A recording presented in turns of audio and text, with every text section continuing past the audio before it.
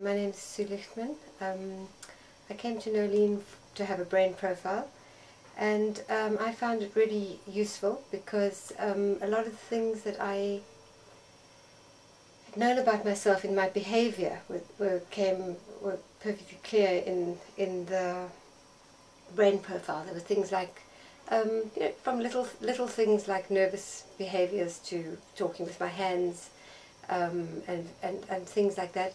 The thing that struck me the most was how one reacts under stress. And I didn't realize that when I was young, when I was at school, I was very, very anxious. And the profile told me exactly what had happened to me at school. When I was called, say, to the front of the class and I had to talk and or answer a question or do arithmetic in front of the class, it was like I couldn't see. I couldn't see the blackboard, I couldn't hear, I couldn't remember anything. I was so scared and anxious that everything shut down completely.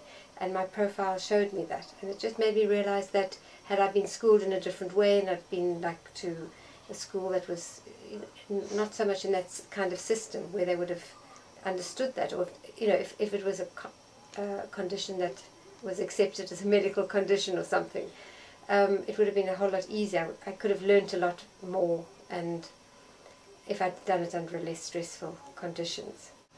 Has it helped you in the months that followed the brain profile in understanding the difficulties that you, while you're trying to find a job and going into interview situations, and has knowing the profile helped you in those events? I think it has. I think it has, because I think I realise now that there's nothing really wrong with me, but I have, like everybody, I have limitations. I have things that I'm really good at and things that I'm not so good at. And I think it's important for me not to try to inflict something that I really can't do on myself. It just seems like pointless now to try. I think before, what you do is you always think to yourself that you should go after something that you're really perhaps not good at. And I think now I feel more comfortable in knowing that I'm actually never going to be excellent at that, and it's just I should rather pursue the things that I'm really good at, because it's just pointless, it seems to me. Yes, I think that could really come out of a brain profile, that one could start to accept. Yeah, and I think I am more accepting. I think I'm more accepting of myself without being critical. You know what I mean? Before I criticised myself for the things that I couldn't do, whereas now I feel more inclined to say to myself, well, that is actually how I'm built, and that is how I'm wired, and it's actually quite a relief in a way.